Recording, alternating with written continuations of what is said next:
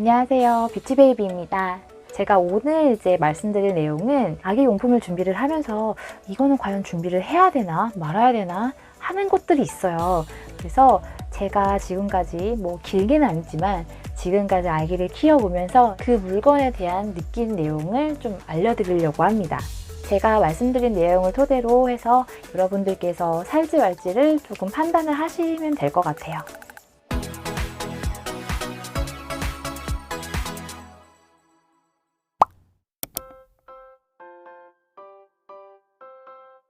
일단 저는 분유포트를 사야 되나 말아야 되나 진짜 고민을 많이 했어요. 대다수의 엄마들이 나는 모유수유를 할 거야, 나는 할 수 있어, 당연히 모유수유 해야지 라고 생각하시는 분들이 많으실 거예요. 물론 저도 지금 모유수유를 하고 있지만 초반에는 저 같은 경우는 모유가 진짜 잘 안 나왔어요. 산부인과를 거쳐서 조리원에 있을 때 모유수유를 계속 하게 되는데 사실 모유수유가 너무 힘든 거예요. 내 욕심만큼 내 기대치만큼 잘 되지 않으니까 모유수유를 계속 할 수 있을까? 라는 그런 고민을 했죠. 그러다가 이제 퇴소하는 날이 왔어요. 근데 저는 처음에 그렇게 전량이 많지 않았기 때문에 혼합으로 갈 수밖에 없었거든요. 그래서 조리원에 있는 기간에 분유포트를 주문을 했어요. 아무래도 제가 퇴소하고 나서 아이를 케어를 하려면 모유수유만으로는 못할 것 같은 거예요. 이렇게 됐던 저렇게 됐던 나중에 모유수유를 하게 되던 어쨌든 분유포트는 당장 내가 필요할 것 같다. 당장 내일 집에 가서 아이를 케어를 해야 되니까. 그래서 분유포트를 바로 주문했습니다. 굳이 미리 사실 필요는 없습니다.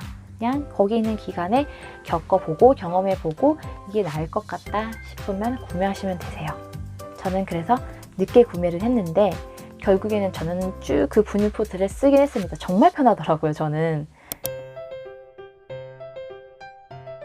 두 번째로는 젖병 소독기를 사야 되나 말아야 되나 고민 좀 하실 것 같아요. 왜냐면 굳이 젖병 소독기가 없어도 열탕으로 할 수 있잖아요. 열탕은 뜨거운 물에다가 소독을 하는 건데 계속 많이 넣을 수가 있어요. 어느 정도 소독하고 또 다른 거 넣어서 또 소독을 하고 할 수가 있죠. 하지만 소독기 같은 경우는 크기가 한정되어 있다 보니까 몇 개 안 들어가요.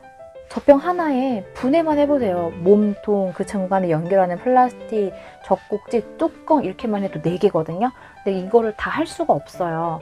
그래서 조금 차이가 좀 있습니다. 하지만 소독기에다가 넣으면 건조까지 다 되기 때문에 그건 조금 편해요. 저는 열탕이랑 소독기를 같이 사용을 했어요. 먼저 열탕으로 한번 해주고 그 다음에 소독기에 넣어서 건조랑 소독 기능을 같이 한 거죠. 아기들이 특히 신생아는 면역력이 너무 약하다 보니까 굉장히 조심해야 되거든요. 침이 섞이고 상온에 있다 보니까 분유나 유축한 거 모유에 세균이 번식할 수가 있잖아요. 혹시 그런 것 때문에 조금이라도 문제가 있을 것 같아서 저희는 굉장히 꼼꼼하게 소독을 했어요. 근데 가끔 귀찮으면 그냥 열탕만 할 때가 있어요. 급할 때는 이렇게 흔들어가지고 식혀서 바로 분유 타가지고 애기한테 줄 수가 있으니까. 그래서 제 생각에는 소독기도 미리 준비하실 필요는 없을 것 같고 열탕 소독을 하시다가 소독기를 사는 게 더 편할 것 같다 라고 생각이 드시면 그때 장만하셔도 늦지 않을 것 같아요. 그 다음으로는 의류 건조기예요. 의류 건조기는 결혼하시면서 사시는 경우도 많고 아기 출산 준비하면서 건조기를 구매하시는 분들도 많더라고요. 그래서 저도 큰 건조기를 아기를 위해서 사야 되나 라는 고민을 진짜 많이 했어요. 일단은 건조기를 바로 사지 말고 자연 건조를 시켜서 한번 말려보자, 이렇게 사용을 해보고 너무 불편하면 건조기를 사자 라는 생각을 했죠. 최근까지도 그렇게 집에서 계속 빨래하고 널고 이렇게 작업을 했었거든요. 신생아 때 이럴 때는 좀 괜찮았어요. 그렇게 생각보다 빨래가 많이 나온다는 생각은 안 해봤거든요.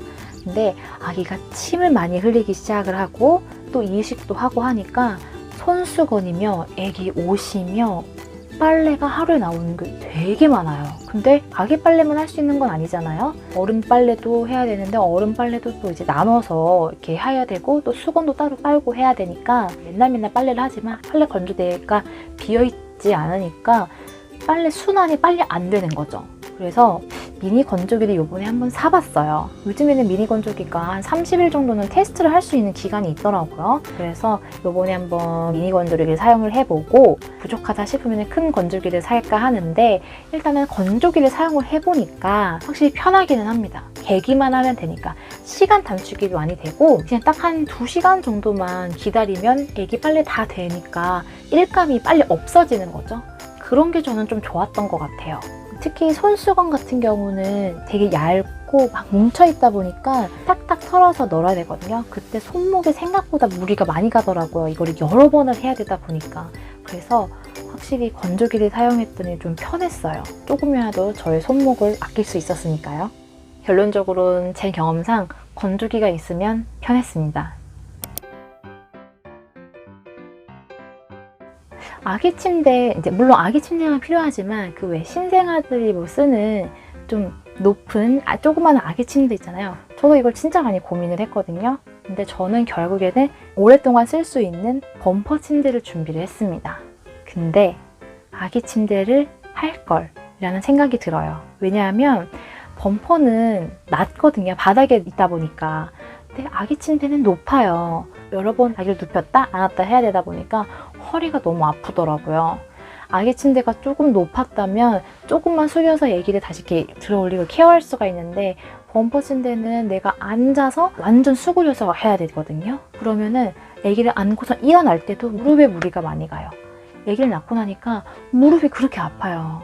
그래서 짧게 쓰더라도 아기 침대를 준비할 걸 생각을 했죠. 아니면 요즘에는 좀 아기 침대도 좀 크게 오랫동안 사용할 수 있는 높은 침대가 있긴 하더라고요. 뭐 그렇게 준비를 하셔도 좋을 것 같기는 합니다. 여러분도 아기 침대 진짜 살까 말까 엄청 고민 많이 하실 것 같은데 대신 정말 짧게밖에는 사용을 못하긴 하거든요. 하지만 내 몸에는 좀 편하긴 할 거예요. 잘 고민을 해서 선택을 하셨으면 좋겠습니다. 그리고 제가 마지막으로 고민했던 게 하나 있는데 아기 기저귀 가리대예요. 바닥에도 사실 아기 기저귀를 갈고 하면은 되게 몸에 무리가 많이 가거든요, 사실. 침대를 예를 들어서 말씀드렸던 것처럼 아이를 바닥에 눕혔다가 다시 안아서 일어나는 게 몸에 무리가 정말 많이 가요. 그래서 일어날 때 진짜 힘들거든요. 바닥에 웬만해서는 안 하고 어른 침대에서 하려고 했는데 이 어른 침대도 낮아요. 똑같이 허리가 아픕니다. 근데 제가 지인 집에를 놀러 갔는데 거기는 기저귀 가리대가 있는 거예요. 그래서 이게 과연 정말 편하긴 할까 싶었는데 막상 거기서 저희 애기 기저귀 갈고 하니까 굉장히 편하더라고요. 일단은 서서 할 수가 있으니까 허리를 굽히지 않아도 되고 아기를 들어 올릴 때도 살짝만 구부렸다가 이제 들어 올리면 되니까 이게 굉장히 편해서 그 다음에 바로 기저귀 가리대 주문을 했습니다. 그때 제가 지인 집에 놀러 갔을 때가 저희 아기가 100일쯤 됐을 때였거든요. 지금 사면은 조금밖에 못 쓸 것 같은데 괜찮을까라는 생각을 했어요. 하지만 지금 아직까지도 쓰고 있습니다. 전 너무 좋아요. 이거 너무 잘 산 것 같아요. 기저귀 교환대를 살지 말지 고민하시는 분들이라면 저는 사시기를 권해드려요. 너무 편해요. 제가 준비한 내용은 여기까지예요. 제가 실제로 고민했던 부분들이거든요. 이 부분들이. 그래서 여러분들도 똑같이 저처럼 고민을 하실까봐 이렇게 영상을 만들어 봤고요. 제가 고민했던 거 외에 또 다른 고민거리가 있으실 수도 있어요. 만약에 그런 게 있다고 하시면 댓글 달아주세요. 제가 그 댓글을 보고 제 경험을 바탕으로 이렇게 의견을 조금 말씀드리도록 하겠습니다. 오늘도 제 영상 봐주셔서 너무 감사드리고요. 도움이 되셨다면 좋아요랑 구독 그리고 알림 버튼 부탁드릴게요. 그럼 다음에 만나요. 안녕.